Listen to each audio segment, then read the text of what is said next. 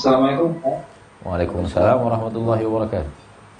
Aku harus bertanya, beberapa waktu istri saya KB gitu, Pak, dengan memasukkan alat dalam tubuhnya gitu, Pak. Nah, Nah, oleh karena itu eh, setelah itu timbul darah Pak, gitu, Pak, keluar dari kemaluannya, mhm. tapi sebetulnya itu bukan menstruasi gitu kan. Nah, Nah, jadi bagaimana punya Pak Afwan?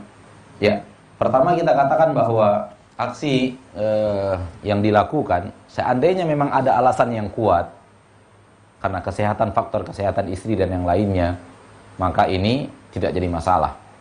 Namun kalau karena hanya keinginan tidak ingin punya anak untuk sementara waktu, ya, tidak ingin punya anak dulu, misalnya untuk waktu 5 tahun ke depan, 6 tahun ke depan, maka ini hendaknya dihindari.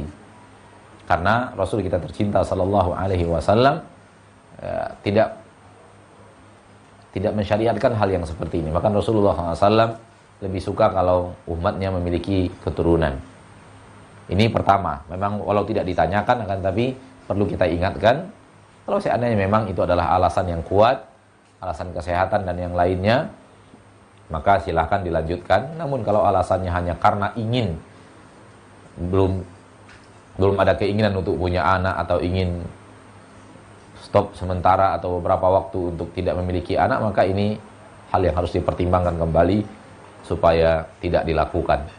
Adapun pertanyaan yang ditanyakan soal darah, kalau bisa dibedakan antara darah itu dengan darah menstruasi, itu yang terbaik memang.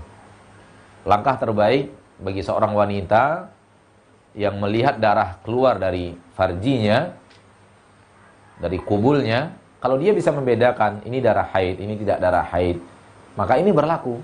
Dan ini cara yang terefektif untuk membedakan darah haid dengan darah tidak haid. Tentu wanita yang sudah rutin haid tahu membedakan mana darah haid. Bentuknya, ketebalannya, aromanya, ya, itu berbeda dengan darah segar.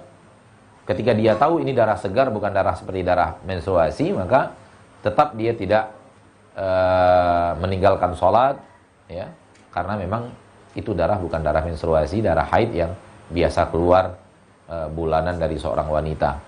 Apalagi dokter juga sudah memberitahu bahwa ini juga bukan darah menstruasi. Maka darah ini darah penyakit, atau darah sesuatu yang berasal dari rahim, atau sesuatu yang berasal dari luka. Hukumnya adalah istihadhah, yaitu setiap akan sholat istri antum harus berwudu. Harus berwudu. Tidak dibersihkan dulu darah itu, kemudian harus berwudu. Bedanya dengan orang yang tidak istihadhah adalah wudu sholat maghrib bisa dipakai untuk sholat isya, ini bagi orang yang tidak istihadhah.